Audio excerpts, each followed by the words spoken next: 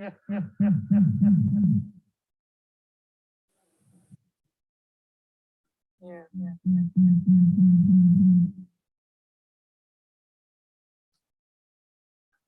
Test.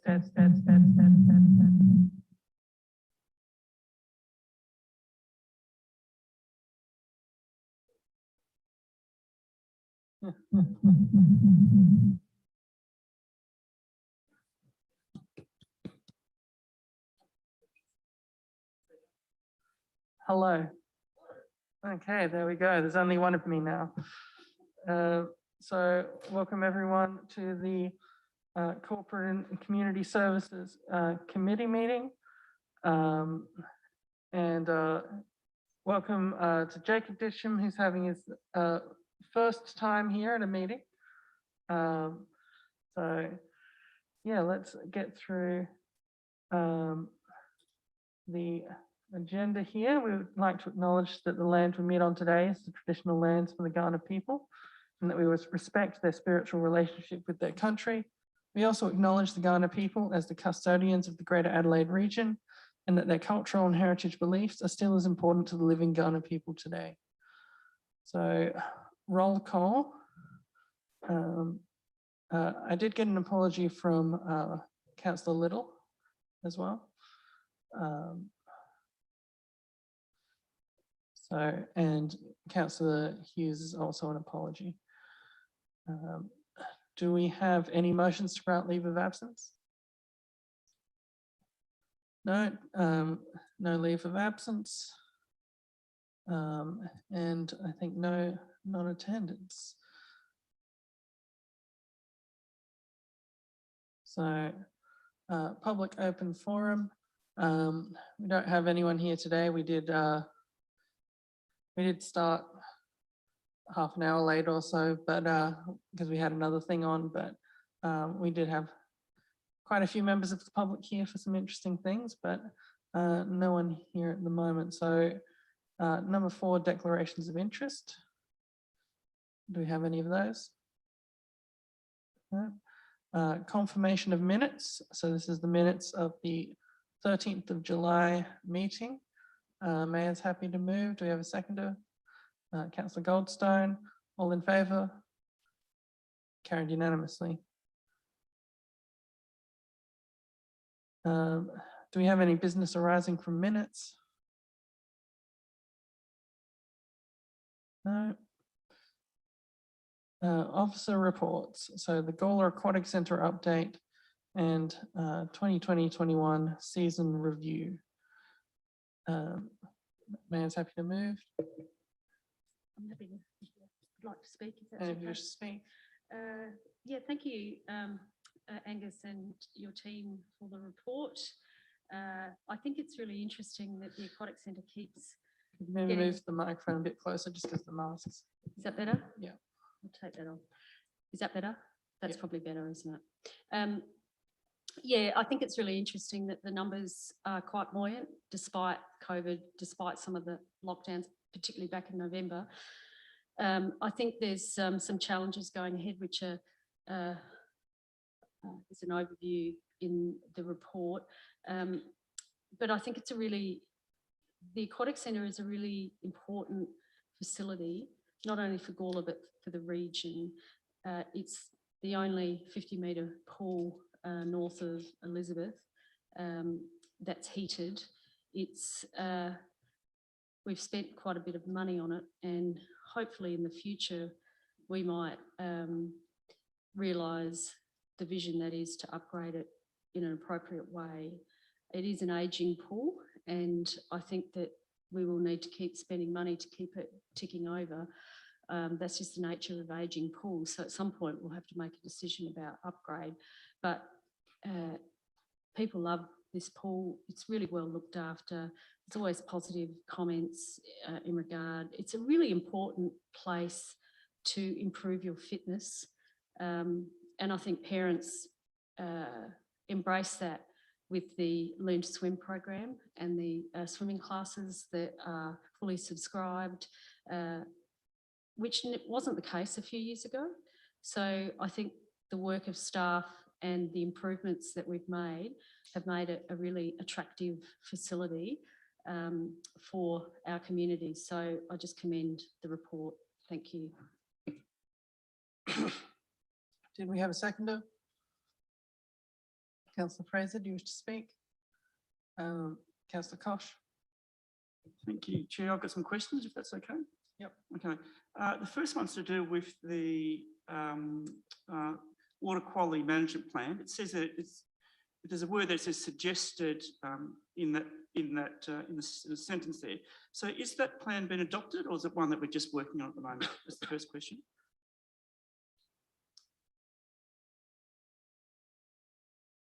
Through the chair, that one was part of the last report that was delivered to council, last council meeting, and it was attached as a part of that report. Oh, so it's been adopted. Okay, all right, okay. Did I read the wrong one, did I? No, I don't. I'm just around the maxima, the arrangement with maxima. What's the benefits do we get from being involved with maxima? For example, there's that training, that lifeguard training. So we're training potential employees that we then give to Maxima, who then give them back to us. So what's the relationship and what's the benefit? Through the chair, so you're referring to the Maxima Scholarship in partnership with Royal Life Saving? Yes. So effectively, Royal Life Saving have offered to give us subsidised courses for the listed qualifications, so lifeguarding, swimming water safety, CPR, and first aid.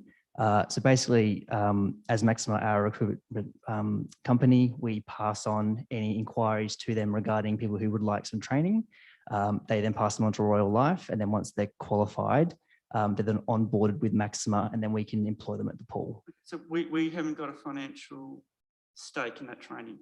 We are providing some scholarships through the youth. No, not yet. We were looking at providing some scholarships, but at the moment, there's no financial input from us. Okay, right. And now we have Starplex and the Brussels Swimming Club using the space. What do we charge them, and are they subsidised by our ratepayers? Through the chair, they're eligible for a 75% concession as per the council use facilities policy. The Brussels Swimming Club? No, Brussels Swimming Club are eligible for 50% because they're not a locally based swim club. 50%. All right, it's very generous of us. Now the canteen, what's the return on investment? For example, you've got your income, you haven't put in the expenses. What's the return on our investment for the canteen? Through the chair, there's a couple of ways of looking at that. So you have your secondary spend, where it's an additional service provided to people to come and use the pool. And then on top of that, there's obviously, I see the return on your purchase through the kiosk as well. I don't have the numbers in front of me, but I could take it on note for you. Okay. You talk about doing different things. What are those different things? Is that putting vending machines, for example? Is that what you're talking about? Through the chair, is that in respect to the kiosk? Yes, the kiosk. Yeah. We're looking at upgrading the like the deep fries and those sorts of things to increase output capacities within the kiosk. Have we done a business plan that we're actually going to make money on that, or we're just hoping to? We're currently looking into it. So there is going to be a business plan? Yes, I'd assume so.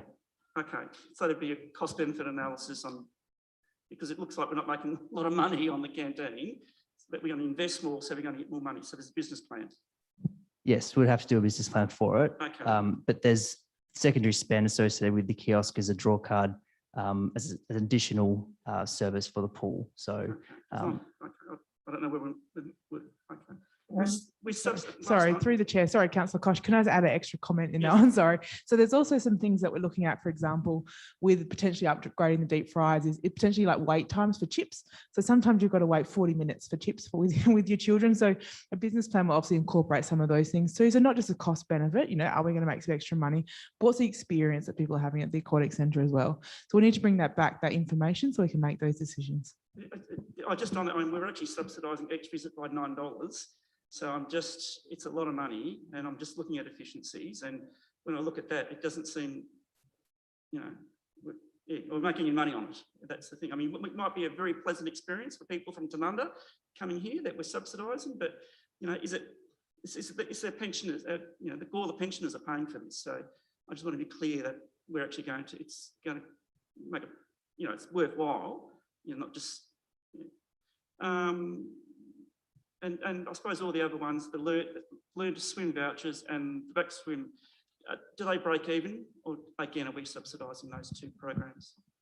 Through the chair, are you referring to the sports vouchers? Yes. Yeah, That's a South Australian government funded scheme. We don't pay for that. Okay, and the swim back program, is that break even or? Through the chair, VAC Swim, that program is subsidised through the Office of Sport and Rec again, and we do receive grant funding for that particular program. There's also an enrolment fee that we receive. So we do run that program at a profit. Okay, thank you. Any other comments? Deputy Mayor? Whether it's to Aaron or to Angus. On page 19, it's got the Aquatic Centre operating income and expenditure. I don't see nothing there about wages. Is there any reason why we have not seen what it costs to run the canteen, what it costs to have a lifeguard, all this sort of stuff?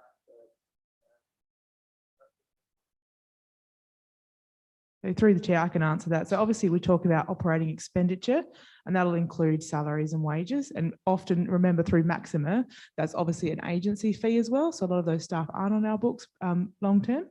However, we can provide more of a detailed breakdown if you'd like that. We can do that on notice. Any other comments?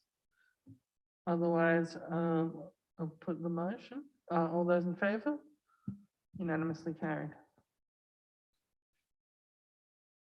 We move on to Christmas in Angola. Mayor, wish to speak? I'm happy to move the officer's recommendation. Sure. I'll just say a few words if that's okay, Chair. Yes, thank you, David Barrett, for this recommendation and this report. I think we have to pivot when we're going through a pandemic, and I think this is a really good example of pivoting. The Carols event is a much loved event in Angola, but it's a high risk event now and high likelihood of not getting approval from SA Health for a COVID management plan.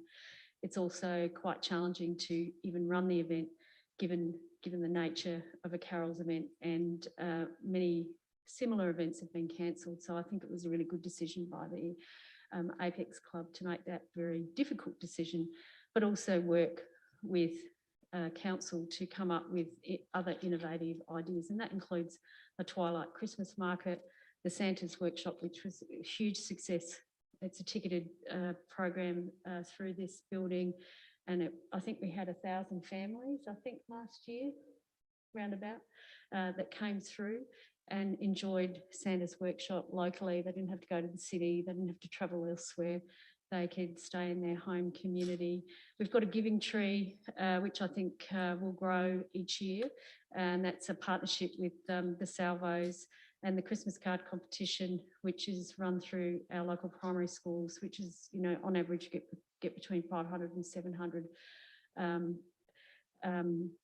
participants in that particular initiative. So I think this is a good way forward. There's always changes that can be made, but I commend this motion. Thank you. Councillor Kosh, you wish to second? Yep, I sure do. I think it's a wonderful program that's been designed. It reminds me a bit of when we did the launching of the Civic Centre and all the events we had over that week. I think this is quite similar. I quite like the idea of having events spread over not only different spaces but over different time. And I'm actually hoping that this might be a model, that this is how we celebrate Christmas. I mean, I've always been a little bit critical of having the carols. I think it's quite expensive and it keeps growing and growing and growing. But I think this here, I think it spreads out the activities over the town, and I think it's spread over time. I think it'll be quite enjoyable. So I'm quite happy to support it. Thank you. Any other speakers? If not, we can put the motion. All those in favour? Carried unanimously.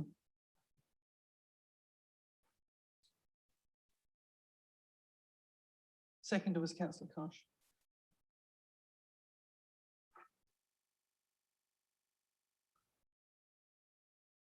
7.3, community engagement update. Do we have a mover?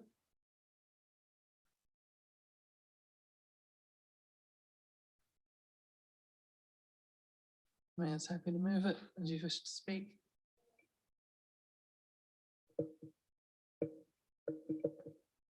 Just briefly, thank you, Chair.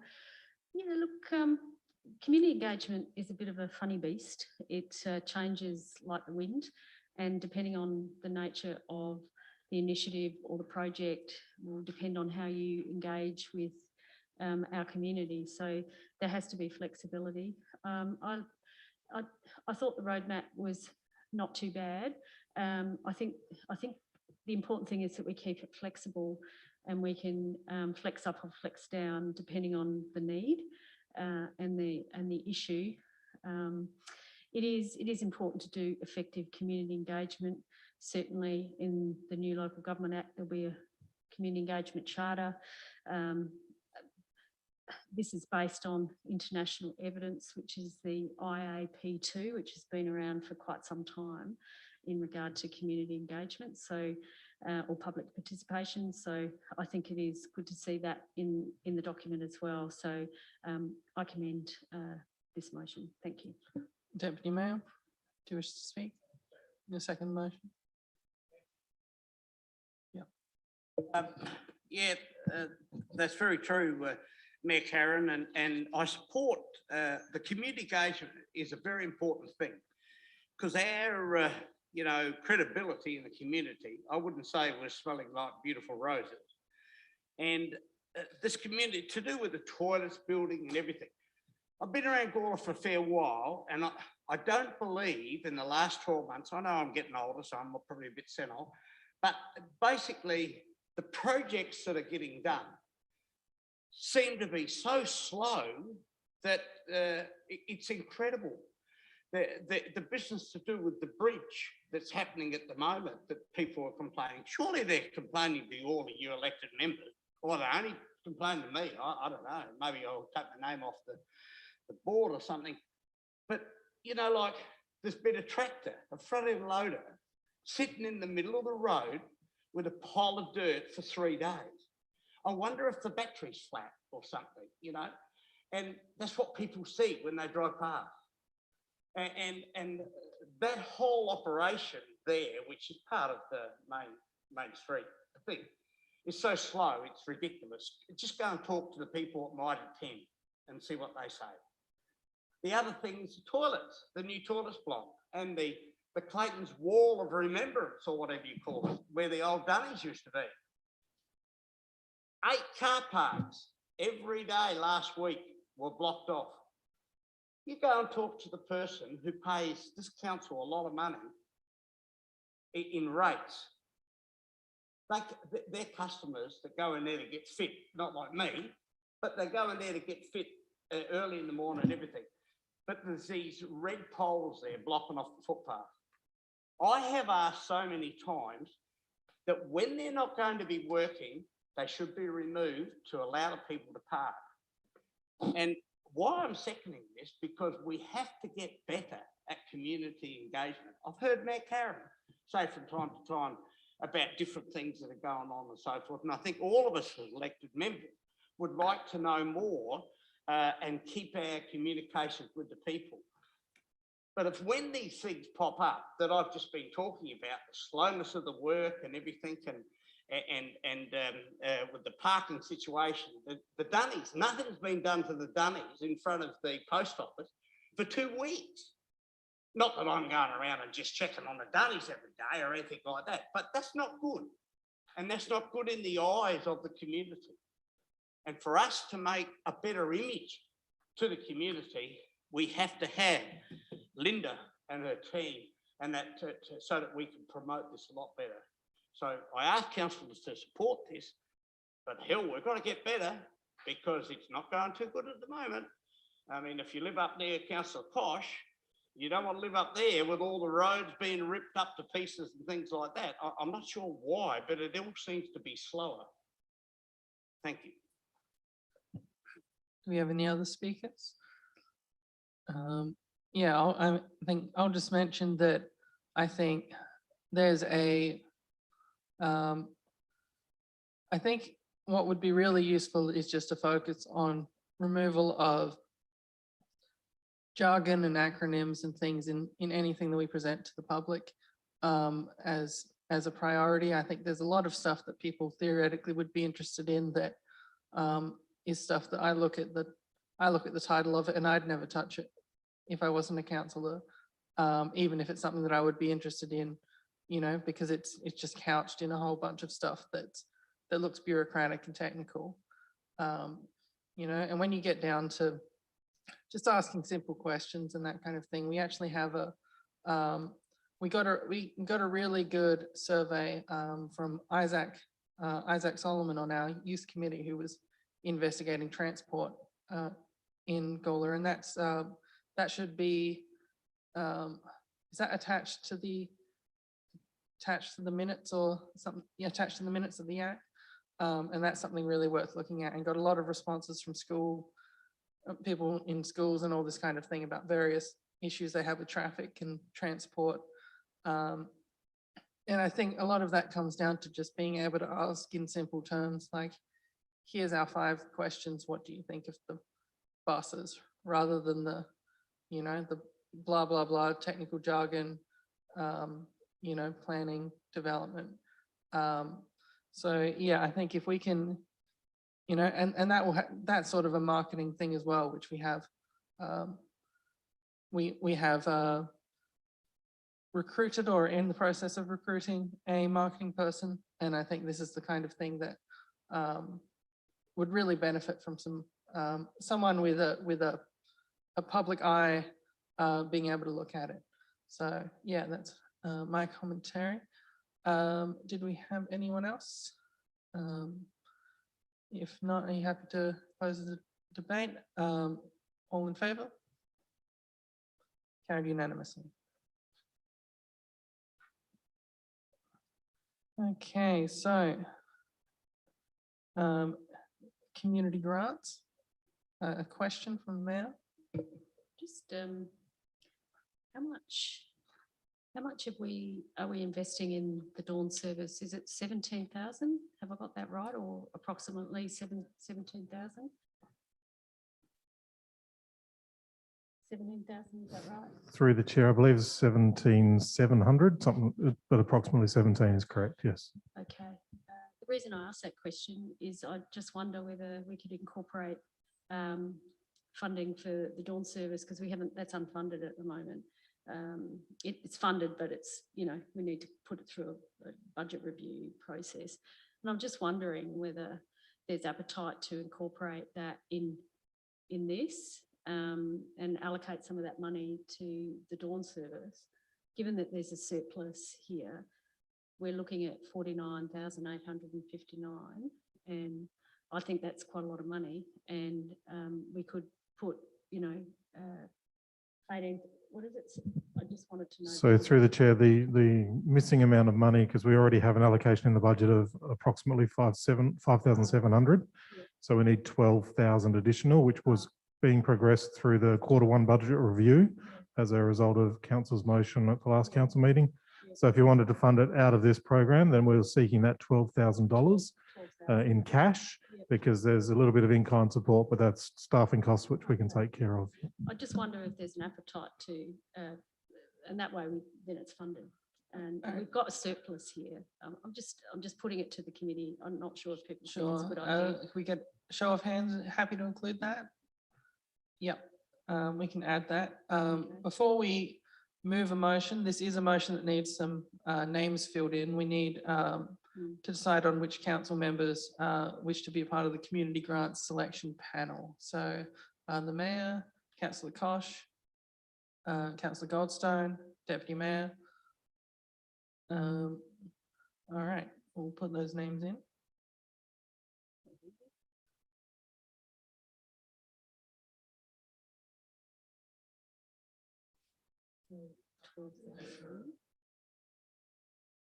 So Councillor Goldstone.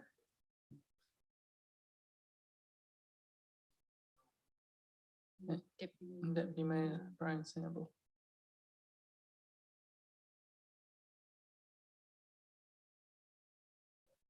Sure, yeah.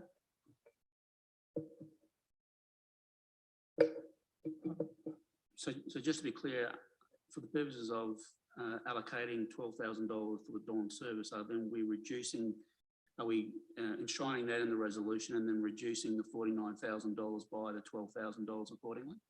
Yep. Okay. Yep. Yeah. So. Yeah. Well, while they adjust the motion, do we have a mover? Mayor's happy to move it. Yeah. Yeah, just change it on the screen. Some wording, okay. The second, Councillor Kosh.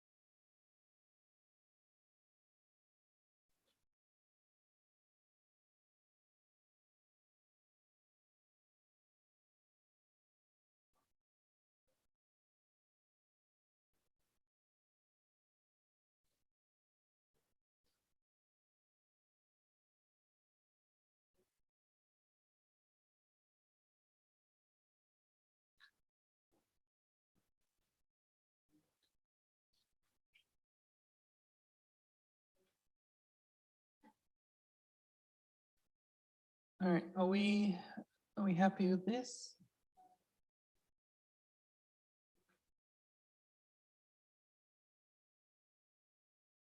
No, I think that 37,000 is already an adjusted figure from what was in the agenda.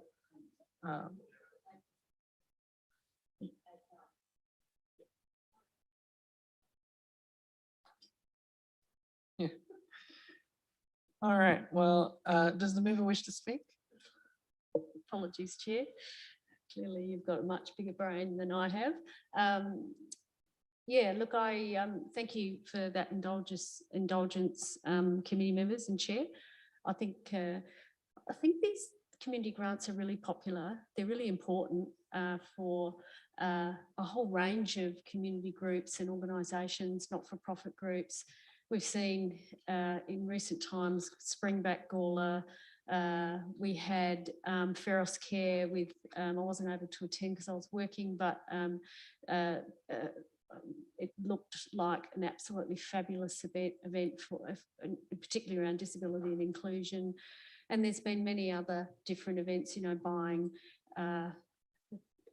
sporting tops, resources for sporting clubs, etc., upgrading in a fairly limited way, different club rooms, etc. So I think these types of grants, as I said, are really, really important. And I think the dawn service is an equally important service and event for our community. And I think this allows us to fund it adequately. My recollection of the resolution that Council endorsed was that we could still look at external funding opportunities, and that still stands in regard to the Anzac Day service. So we don't know what state government or federal government will provide, given ongoing restrictions. So hopefully they do release some money so we can look to apply for that as well. So we've got a selection panel. I think we probably need to adjust the grants criteria document. Has that been as amended? Because that'll need to be amended because I think it had 5,000. Should we put amended in there? Because that was a 5,000. Yeah, so I might, the grants guidelines might need to be amended because it had 5,000, up to 5,000, I think, in, beg pardon? Yeah, so it might need to be amended or staff be delegated to amend, community grants be amended by staff to reflect this resolution, perhaps. Would that make sense, CEO? Yep. As amended by staff to reflect this resolution. Yeah. So I'll leave it at that and hand back to you, Chair. Does the seconder wish to speak?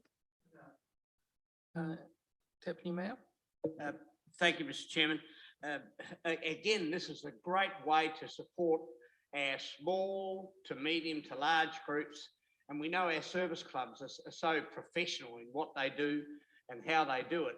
And the involvement of youth, you know, like I was looking down through the lists there and so forth. How does it come to be that these people know to apply for this? Does it come to a council meeting? Because I can't recall it ever coming to this meeting and saying, well, we've just sent out this information to all these groups, community and so forth, because at one stage we were actually giving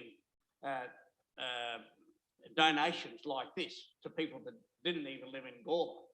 And now I notice we're back to living in Angola. So I'm really happy with that part. But as long as everybody gets a chance to be part of it, and whether it's just a small group of people that are trying to do things and so forth. So Linda's not here, but I just wondered whether anybody could explain what's the system, how does it work, and done by Facebook and all. Yeah, so through the chair. So once we obviously get this gets endorsed by council, we'll go through all our normal channels. So yeah, social media, Facebook, but we also use our links to the service clubs and also the Angola Community Services Forum. So it'll get discussed there, and we'll also put all the information through that group as well. And we usually get a vast array of groups, whether it be community groups, sporting groups. It'll also go through Bryce and Angus's recreation groups as well. So we send it out to everybody that we know, as well as general social media. If I could just finish, that's fantastic. Thank you, Erin.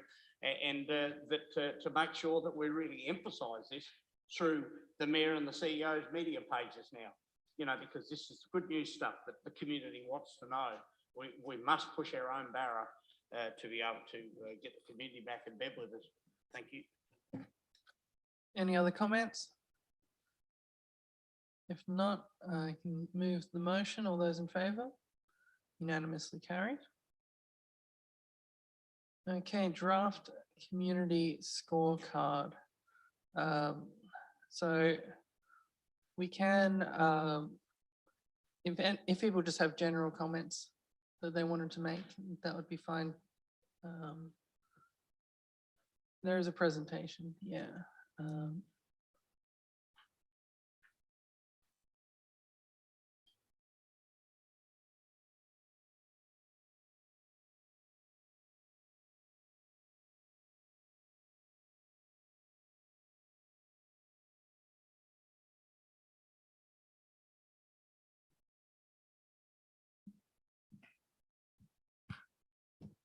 So through the chair, very briefly, this is the community scorecard. You would have seen an online and a hard printed version with the agenda. However, this is the latest iteration that also includes Q4 data from 2021. So it's finally come through. And I wanted to give you a very, very quick, brief run through of the operations of the scorecard. This is the homepage that is taken from Australian Bureau of Statistics data. We're keenly awaiting the census data update that occurred this year. So this is based on the 2016 census information. around our demographics and populations and all those sorts of things. To get to each of the community plan area goals, you literally just click on the images below the goal numbers. So if we start at goal number 1, our identity, it clicks through to goal 1 and what we're measuring within our identity area.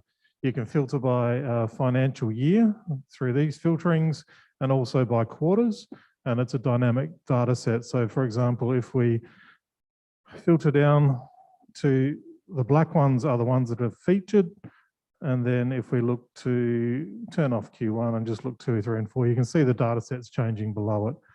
We can drill down to a specific single year, for example. So if I turn them off and on, and then the same thing, you can filter down into all the quarters for that year, and it gives you a snapshot.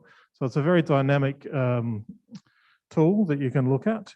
Then the other part of this is you can change your trends. So you look at the annual trends, or you can look at quarterly trends. So the quarterly trends give you a quarterly trend graph based on your filtering capabilities. And you can do that for all of these various metrics that we have running. Then to move to the next goal, it's very simple. Up the top is your navigation. You can go home to the ABS data or through to goal 2, and you get the next data set within goal 2 and the areas that we're measuring within goal 2. Exactly the same layouts. You click through your filtering and it changes the dynamic data sets.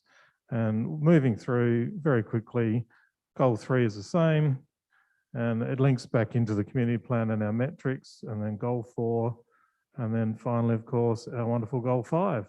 So staff have been building the data sets. We've got data in as far back as we can within the last 3 to 5 years. Some of the data is new data because we've only just started measuring it. For example, the Civic Centre has only been around for a couple of years. So any data sets around the Civic Centre will only feature in the last 2 financial years, for example. And we'll continue building these data sets and maintaining the base that we have ongoing. So you can have the trend analysis moving forward through financial years, linking to Community Plan 2030 plus. Very, very simple demonstration. We'll be providing links out to the community soon so that they can have a look at it. Elected members can have a play with it. The link that we sent you should now update to the Q4 data as well. We can send you another one if you've misplaced that one on the email. That's not a problem at all. So now all of our data sets come in to this scorecard. There are some things we only report on annually and some things we report on quarterly. So we will refresh the data sets on a quarterly basis to capture those quarters. But some of the annual things, such as the end of financial result, we can't get until the audit's completed, and that comes in on an annual basis. That's the scorecard in a snapshot summary. Great. And I'll open it to questions if anyone has any. Matt? Yes, thank you, David, and thanks to Kimberly for all her hard work on this and the consultant. Just how are we measuring leadership? I notice we've got council items being either public or in confidence. We've got customer requests, and we've got community engagement, and then we've got our financial sustainability. So it's just a question around, is that leadership? I know we've got, I think we work as a team, as a community. There's a couple of things in the community plan that, and that we aim to be a best practice organisation. So I think the financial indicators fit with that. But yeah, I'm just leadership is tricky because it can be a bit qualitative and hard to measure, but I'm not sure that we've quite captured the leadership. Financial sustainability, I think we have, and being a best practice. So are we saying we're a best practice because we've got so many customer requests, or how are we measure it? How are we determining whether we're a best practice organisation as it relates to leadership? Yes, thank you for that question, Mayor. one of the founding principles of this first iteration of the scorecard is to use our existing systems, our existing reporting, our existing capabilities to generate these reports. The consultant that we engaged to help us in this journey was very much strongly recommending let's not put effort into, well, let's put effort into systems that we have now, data that we're not really using, and data that should be brought up to reflect how best it fits with the respective goals. And it is very much also about quantitative data, but there is still a lot of qualitative information that would inform, for example, how we are a best practice organisation. And we're currently at the moment working on the annual report for next year, and that very issue about being a best practice organisation, and some of the commentary that we're putting in the annual report, for example, is the advocacy that we're involved with, that you're involved with, that I'm involved with, that other members of the elected members and also staff. So how do we quantify what is a qualitative matter? So and certainly the leadership area was one of the more difficult elements to quantify. But I'm hoping that further iterations, we might get better at those variables. But we certainly felt that these were as good a reflection of existing data that we can put together that presents the picture in terms of the level of sort of leadership and best practice. So, yeah, I had a question around the community engagement. I guess it sort of lists how many times we've sent things out for community engagement, but we haven't talked about the amount of engagement we've gotten from the community, I guess. So I would, you know, to me, that's sort of something that we would have the data on and that is valuable to see. So I was just wondering if that's possible to have in there.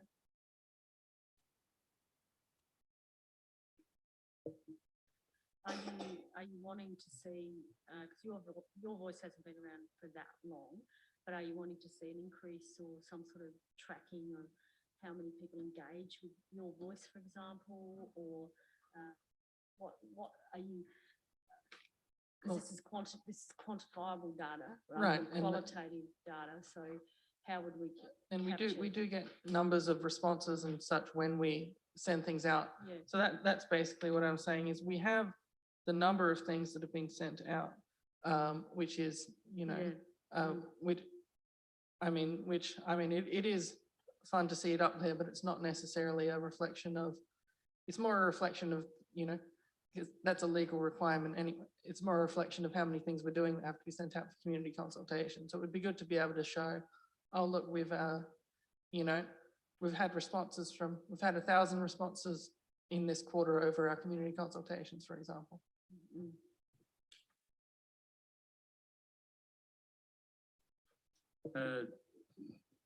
I'll certainly take a note of that. I don't know whether, and I'll go back to the team about how we can systemize that information.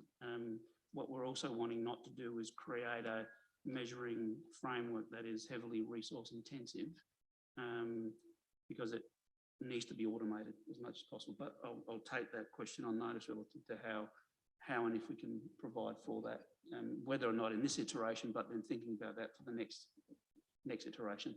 Yeah. If I may provide another comment, because I think community engagement's a really interesting one, and I think the effectiveness of the community, and that might not be this scorecard, might be something else, but the effectiveness. So the Main Street Forum that we just had, the woman from Prospect talked about targeting and making sure that your programs and your initiatives are targeted so they're effective. So you can spend $100,000 and, you know, on a street party, for example, and when they did their boutique art trail, they went into the shops and the shop owners themselves got more benefit. Go figure, everyone's inside their shop, so of course they're going to get more benefit. So it's more intimate and local rather than just multitudes of people coming in and maybe trashing the joint and then leaving, and everyone's got to pick up the pieces. Whereas doing that embedded type event has been far more effective, and you didn't actually spend that much money. So that might not be this, but it might come out of this. So you start to look at how much work you're doing in community engagement and think, we're actually doing a lot of work, but how do we actually hone it so it's more effective and gets the, you know, and it might be some subjects aren't going to be effective, but you know, art trails generally are, but and they're really feel good stuff. They're easy to please people, but yeah, I think this might lead to some other work that might evaluate and actually create more targeted approaches and more evidence-based approaches, so that you know when you're going to do something, it's the best it can be. If that makes sense. David Barrett. So through the chair, we do have a metric within the community scorecard that is number of website hits to your voice scorer, and that means it's the number of the people who've gone through the portal into the community engagement and responding to feedback. We know that's an automated feature that we can pull reporting on, so we know the number of people who are doing the submissions. That's what that metric is about. We can build that metric up to include other types of engagement and make that statistic a bit clearer in the scorecard. So it is one that is in there, a little bit hidden in the terminology. Apologies for that. So yeah, but we can definitely build on it. Yeah, no, I think that would be good, because yeah, there's a few things here that are, I guess I would call them interesting stats, but I wouldn't necessarily call them a scorecard in themselves. You know, the scoring comes from being like, oh, how efficient was this, or that kind of thing. So it'd be good to, yeah, start to dig into that a bit more. So did we have anyone else? Yep, Councillor Kosh, when you're sitting down. Yep. Microphone on. Goal number 5, a vibrant community, and we're talking about CRMs. I'm just wondering, how do we pick up if there's over-servicing? Because you can potentially do a whole lot of CRMs, but you're over-servicing. So how do we pick that up? For example, you might get a CRM and someone races out. It might be a little job, but it could actually go into a program instead of racing around and doing little jobs. So how do we pick that up? Through the chair, that's a question of service levels and not necessarily something that we would be reporting for the purpose of the scorecard. And in terms of service levels that predominantly relate to the outside staff, the depot operations, there will be a series of discussions, workshops with the elected members on service levels that's linked to the depot workforce plan review, because one of the things that we need to nail is the service level expectations of members, because that will then influence, amongst other things, resources and then workforce strategy. All right, well, we could use someone to move the motion. Mayor's happy to move. Do you wish to speak? And Councillor Fraser seconding. Do you wish to speak? Any other comments? In which case, all in favour? Carried unanimously. Okay, items listed for discussion. And items listed for discussion at future meetings. I had a couple of things related to the presentation that we were watching earlier. We heard a few good things from the staff member from Prospect in particular about fringe events and this kind of thing and effectiveness. So this idea of, I guess, you know, getting people inside businesses during the fringe collaborative approach, you know, having some stuff that continuing to, because I know we work on ways to try and get businesses involved, but I think that is something that is a big factor in whether the businesses feel like they've had a success during the fringe.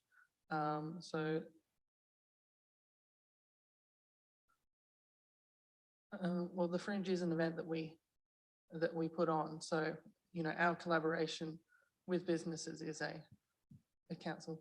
Do you speak? Yep. I think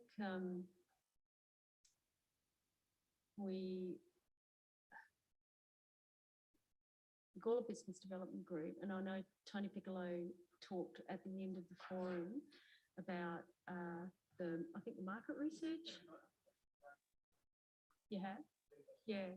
And I think that's quite important work. And I think that could be the beginning of revitalisation or a transformational change, if I can use that term, of the Angola Business Development Group. Because I think what we heard tonight is that we've got the structure there, but people feel that there can be some improvements. What that improvement looks like is possibly up to the Angola Business Development Group, but with the collaboration of council. So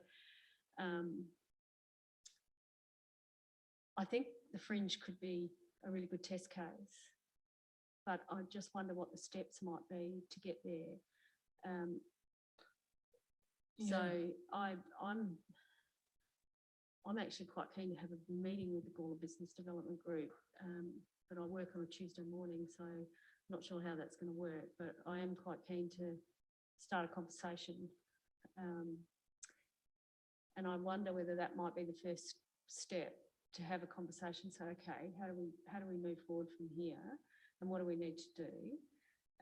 We've got the fringe, got that in place, people love it, but how can we capitalise? But there's quite a number of steps that need to be taken, and if you listen to the prospect work they've been doing before they got to this point, they've spent nearly 10 years. Haven't they, Henry? They've spent quite a number of years developing where they got to a position where they could actually do a brand. That group has been working, I reckon, for 10 years.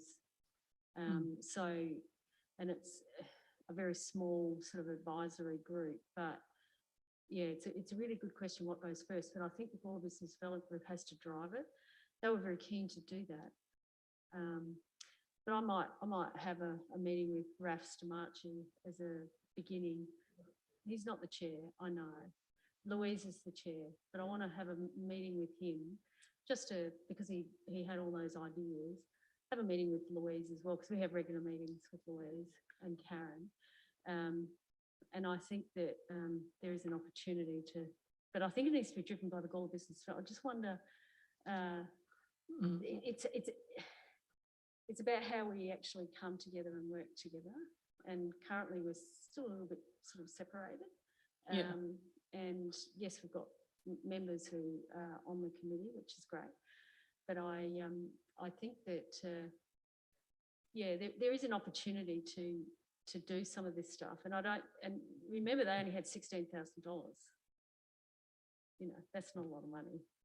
That's incredible efficiency. But it also means there's a lot of in-kind stuff going on. And a lot of those businesses are highly engaged. So I'm not sure.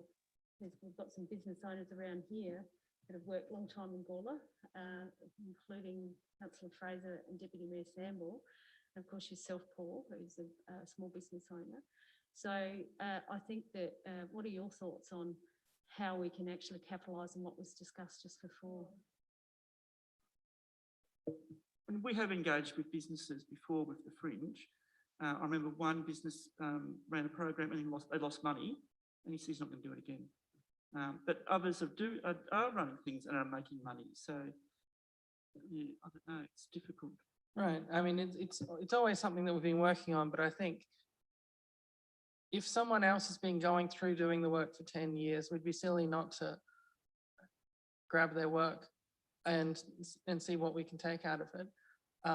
You know, there are aspects to the areas in which the council has figured out how to best approach the committee or approach businesses and such, or to work with their local group. And that's sort of what I was wanting to get at there.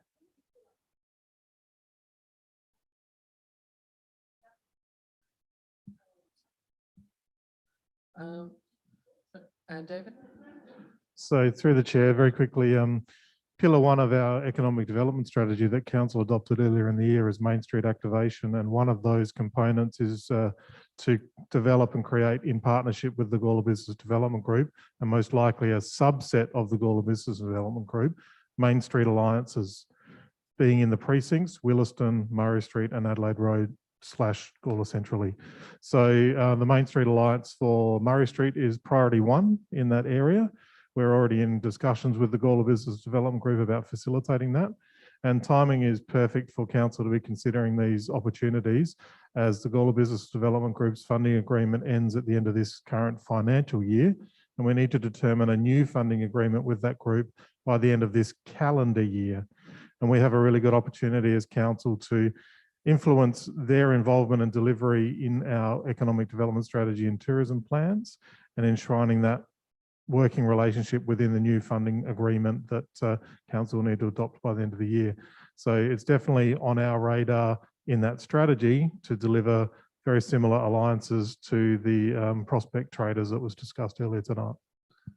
Great. And I guess just in terms of what, I'd still like it's Main Street, it should be up there as a, just Main Street revitalization, Main Street.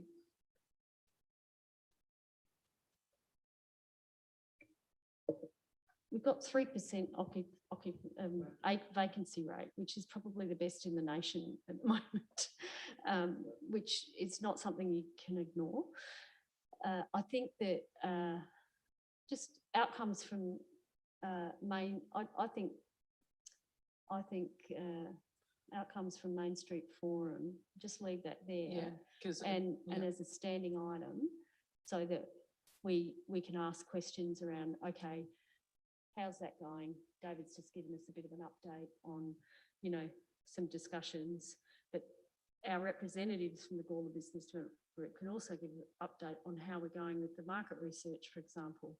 You know, how are we going, you know, is there going to be a pathway or a roadmap towards more collaboration and more coordination with business owners when, for the Fringe, for example, you know, is there an opportunity to do an art trail? Is there, you know, at what point will we be ready to do that? And I think that we are quite different to Prospect Road. There's different demographics completely. However, as Tony Harnett said, you know, we were way ahead of them back in 2001, but there's still lots of things we could do, particularly around signage, for example. You know, how we partner with business property owners, how we encourage property owners to improve the look of their buildings.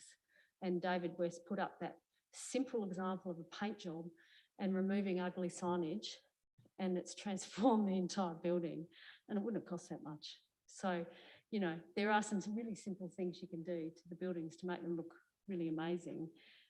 Cleaning, and I know Sam Delina's getting some quotes on the deep cleaning of the street. That's going to lift the street because it is quite filthy at the moment. So yeah, there's things that can be done, but also they talked about showcasing businesses, which we don't tend to do, but we know who they are. And I think that's a really exciting opportunity as well. So yeah, I don't know what, I'm sure there's lots of stuff we can talk about. And I think that's a really good idea, Cody. Councillor Fraser. First of all, we already do have some businesses that are involved with the Fringe. For example, the PA does something. I do have a problem with us moving in, with council moving in, telling the businesses, you know, what to do, because there is a business development group there. And we obviously work with the business development group, but not with the businesses directly. I don't think that's our job at all. And I think once we start to do that, we'll be stepping on people's toes. I just don't think that's the right way to go about it. Yeah, look, I think, and that's also what we heard from Emma.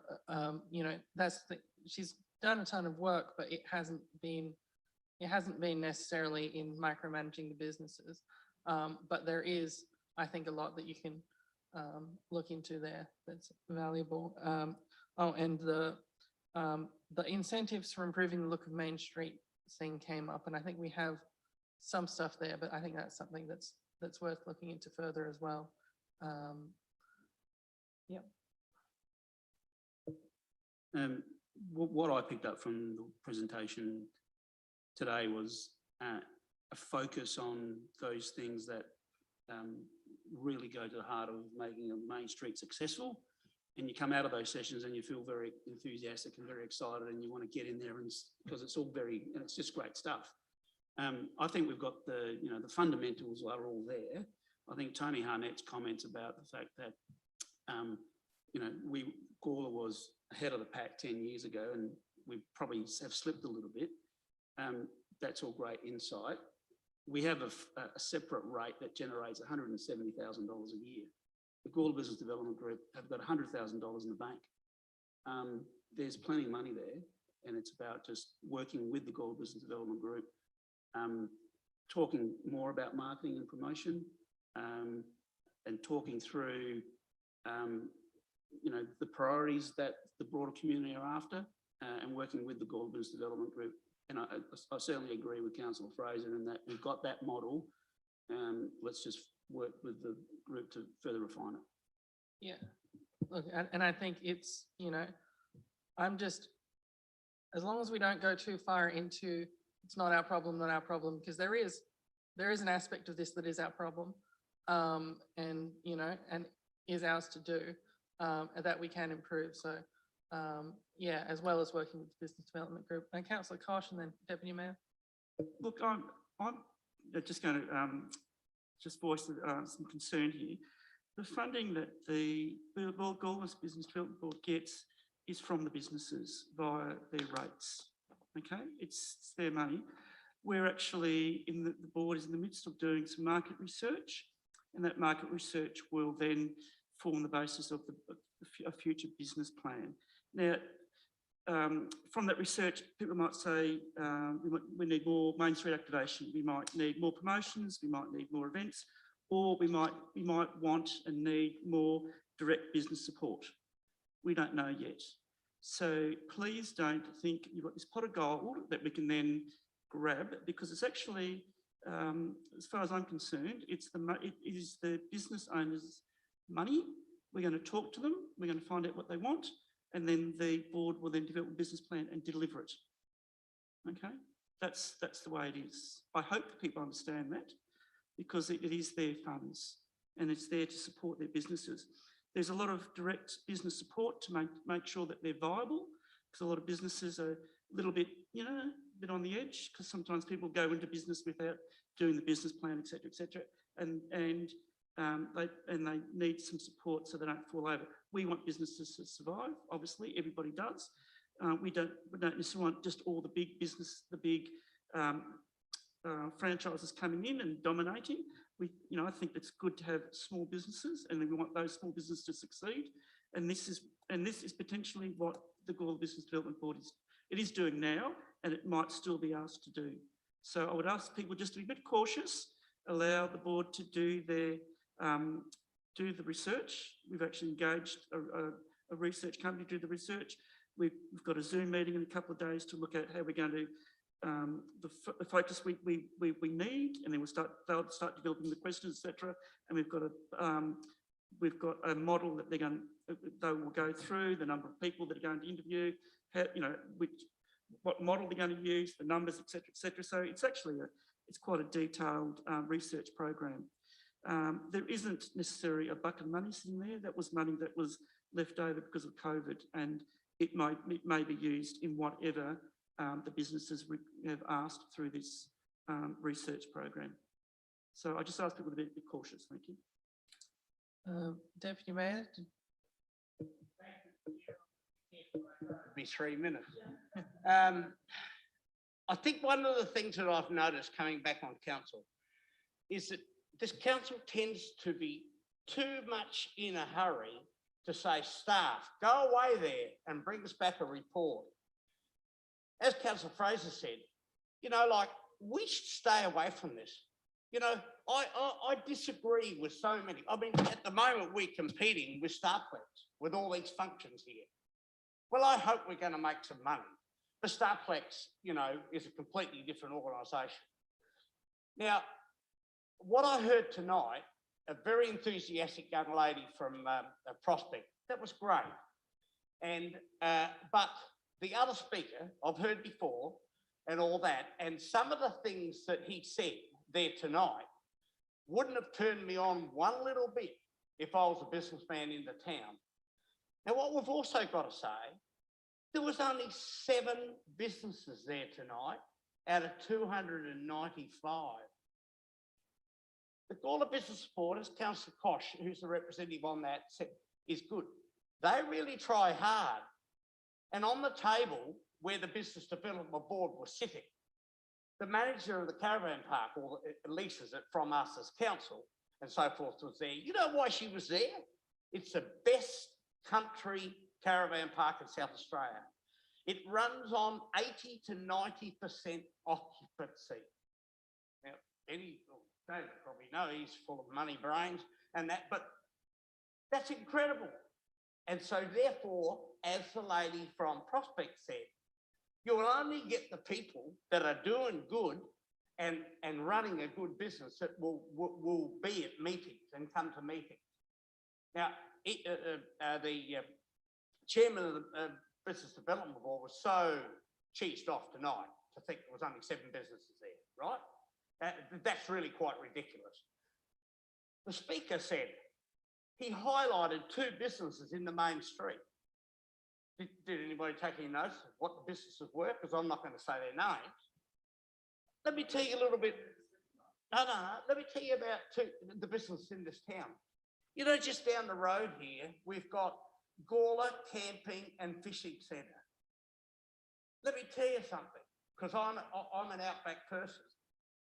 What's wrong, Andy? What have I said? Oh, that's wrong. But basically, they got the record of selling more guns to anybody else in South Australia. Now, you can laugh about this because you know what? They come from the whole of the outback down to Gawler to buy their guns. It's the largest selling gun shop, fishing shop. Have you all been in there? You go in there, you'll be blown away. It's fantastic.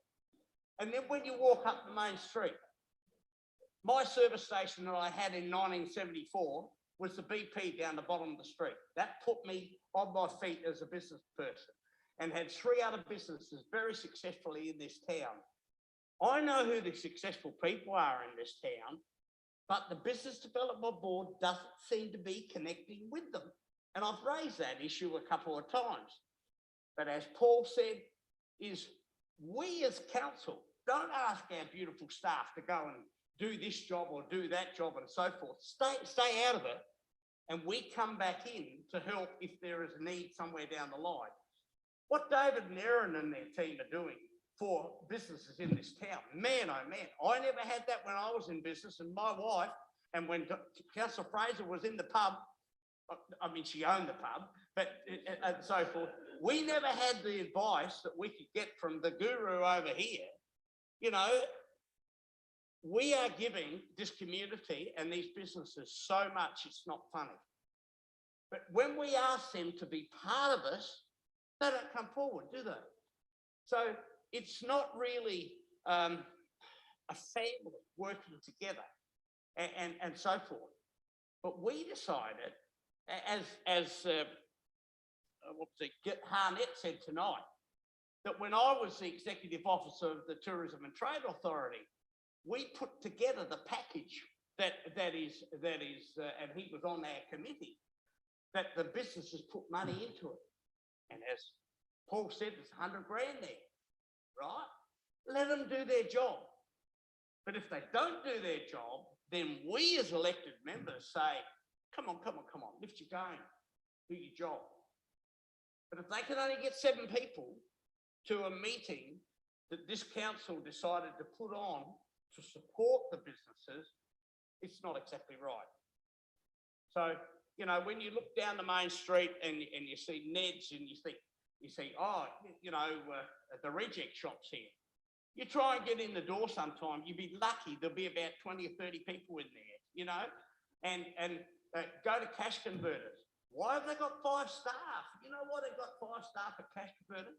Because they're one of the busiest outside of Adelaide. They draw people into our town.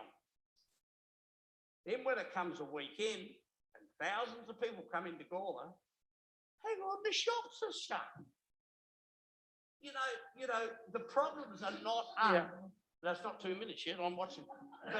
But the shops, the shops are shut. And then when you hear about the fringe, I just heard, which is a waste of money, my opinion, no country music. But the thing is with it, that regarding it, and you have the fringe and the businesses aren't involved, well, who's not doing the job? We're doing the job, David's doing the job, Aaron's doing the job, the staff are doing their job, but the traders don't open their doors. So Yeah. there's got to be a lot of changes, and I think we've got to be the people to say to the Business Development Board, come on, let's do it a bit better. I think the mayor has lots to say. I'll try and keep, but you'll probably keep me to my 3 minutes, unlike 10 minutes. Anyway, I think council does have a role. I think you're right, Cody. And I think that we focus very much on businesses, but we're forgetting about the people that actually buy the product, the customer. And so customers come along to the fringe event. They love it. Gawler people love this fringe event. They come in droves. They love it. And so they come to these events in the Civic Centre. They're packed. You know, they're really interested, and over time that will grow and grow. And each time people come in to this main street, they'll come back again and again and again. They'll start to explore. That's why you have fringe events, and that's why you have council and local government to put these types of events on. And I think so that's that collaboration and partnership. So I think we have a role with supporting businesses. I think we have a strategic role in also attracting businesses, and that's where, you know, that market research pool will be important, because it's not just about the businesses that are there now. It's about also hopefully thinking long term, because if it's all about just individual businesses and it's sort of inward looking, it won't give us what we want. So I'm hopeful that it'll do a little bit more than that with this market research, because it's also about the customer. You know, you can have a shop that no one wants because they don't want anything in there, and that shop will die. But if you look after that shop and it keeps going and it's artificially subsidised, it may, you know, it may last longer than it should. Shops are only there because people want stuff out of them. You know, that's why Aesthetic Bliss does so well, because they have a product that people want. You know, Leslie's has done really well because they have a product that people want. And it's at a price that people are prepared to pay. So it works sort of like the gun shop, like the camping shop. You know, that's going gangbusters, isn't it? We know that. And we know that people come in from all over the region to come here and shop.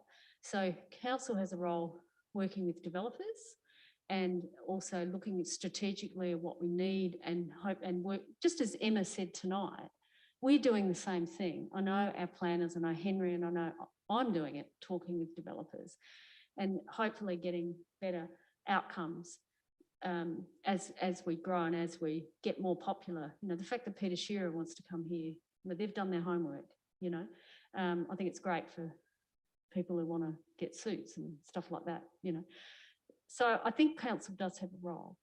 We have a facilitator role, we have a partnership role, but we also have a critical analysis role too.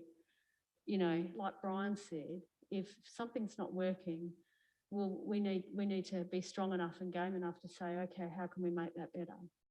You know, so I think that, and Tony Harnett is right. You know, we've got the Gawler Business Development Group, and we've got a business community that is a little bit disengaged, but they're doing pretty well. Some of them aren't, a lot of them are, because Gawler's done well out of COVID as against the city centre, and 3% vacancy rate tells us that. But I think that's not sustainable. I think that if we don't get the other things right, and you know, council can work with the Gawler Business Development Group to showcase really successful businesses, but we do need to develop, you know, what is our brand? You know, I don't think we need a slogan, but I think I love the way Prospect they don't use the word, they just use Prospect Road. That's it, with a big P.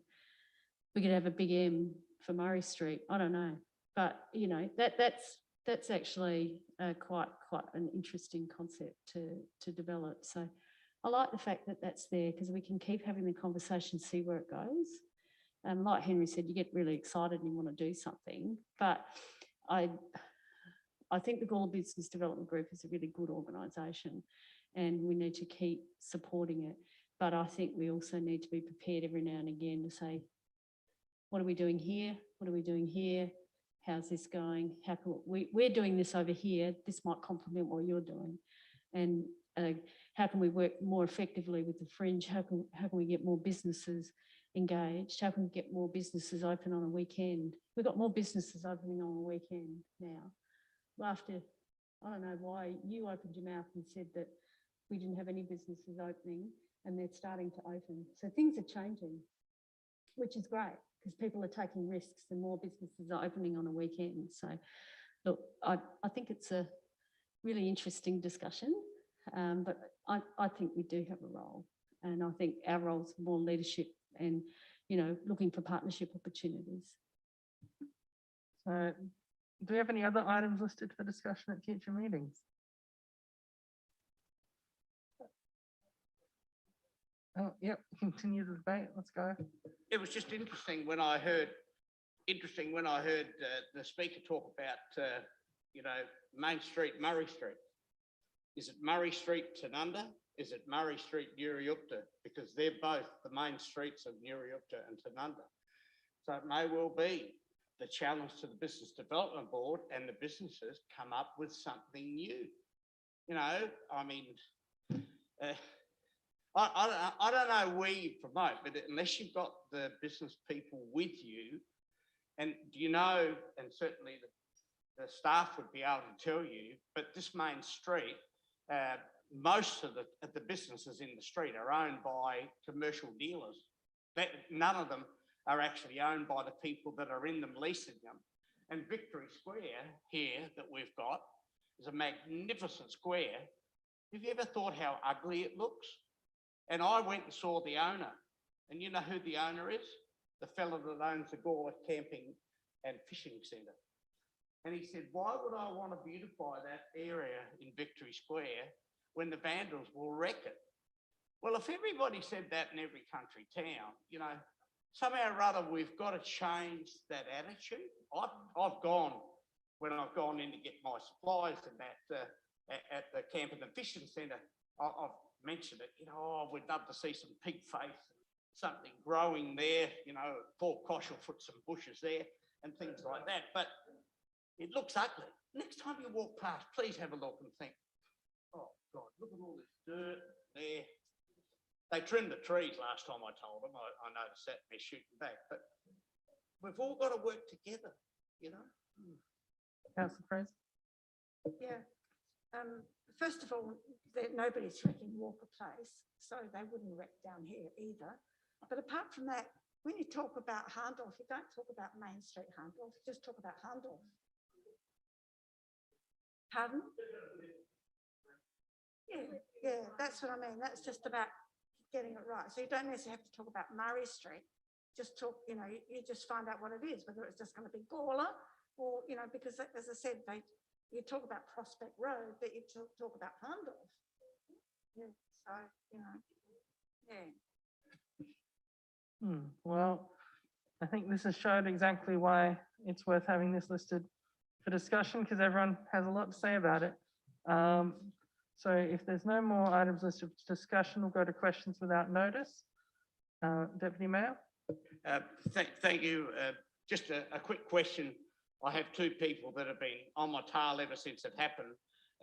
We were able to inherit through our wonderful grant people money to put on a music festival at Essex Park, and I requested a report on that, mainly to give it to them because I don't really care. It was a huge flop, but it was something like $14,500, I believe. I just wondered whether anything has been brought up about that. I certainly don't want to start up a great big campaign, but these two ratepayers have said, you know, what happened to that money and how did you get it? Well, it was a COVID thing, I think, wasn't it, Mayor Karen? Are we getting a report? So through the chair, the Apex Club have provided an outcomes report for the event, but I just wanted to clarify, Ms. Finlay, whether we're doing an acquittals of the community grants report. Through the chair, at this stage, we hadn't been planning on doing a report, but we can certainly do that in the coming, maybe the next CCS meeting, if time allows. Any other questions? If not, we'll move to motions without notice. And if there are none of those, we will close the meeting at 9:14.